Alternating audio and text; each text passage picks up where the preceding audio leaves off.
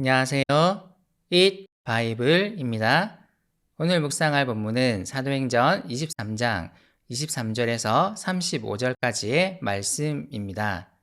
먼저 오늘 말씀을 읽겠습니다.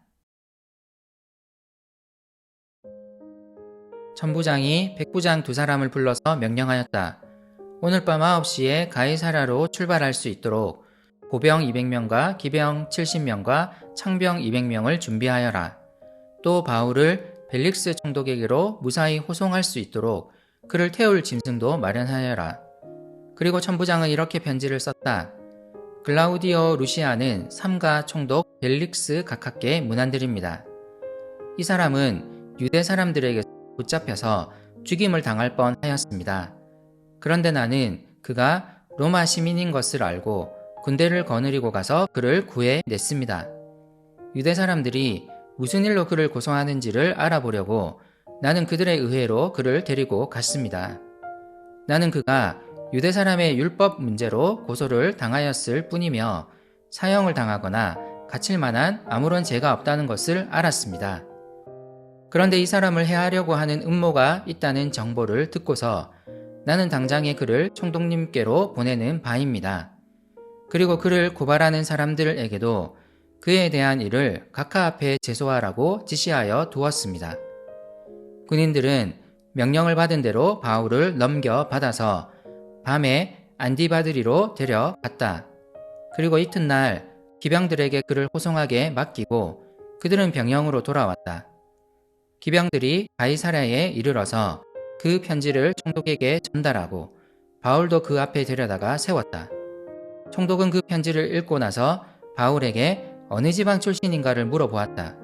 총독은 바울이 길리기아 출신인 것을 알고 그대를 고소하는 사람들이 도착하면 그대의 말을 들어보겠네 하고 말한 뒤에 그를 헤롯 궁에 가두고 지키라고 명령하였다.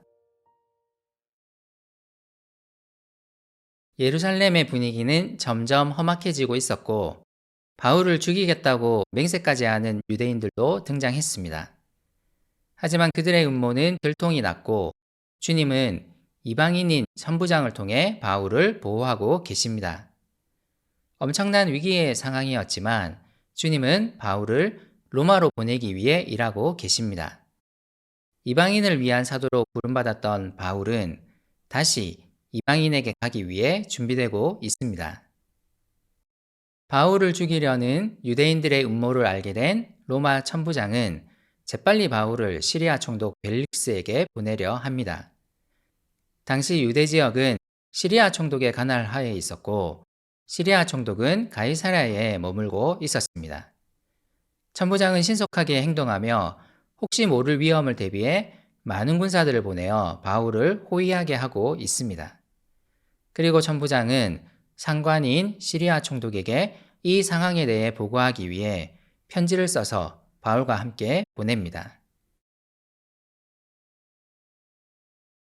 천부장이 시리아 총독에게 보낸 편지 내용에 사도행전을 기록한 누가가 말하고자 하는 바가 있습니다. 천부장 글라우디오 루시아는 총독 벨릭스에게 바울에 대한 보고를 합니다. 바울이 유대 사람들에게 붙잡혀 죽임을 당할 뻔했던 일을 알리며 그가 로마 시민인 바울을 구해냈다고 보고합니다. 동시에 그는 자신이 바울에 대해 이미 조사를 했음을 밝힙니다. 그리고 그 조사의 결론을 총독에게 알립니다. 그는 유대 사람들의 종교 문제로 인해 고소를 당했을 뿐이며 로마 법으로는 사형을 당하거나 감옥에 갇힐 만한 죄가 없었다고 말합니다. 하지만 유대 사람들이 로마 시민인 그를 죽이려 하므로 그를 보호하기 위해 총독에게 보낸다는 것을 알립니다. 그리고 그를 고소하려는 유대인이 총독 앞에서 정식으로 절차를 밟을 것임을 함께 알립니다. 이 편지의 내용을 통해 누가는 바울이 로마법을 위반한 것이 아님을 분명하게 밝힙니다.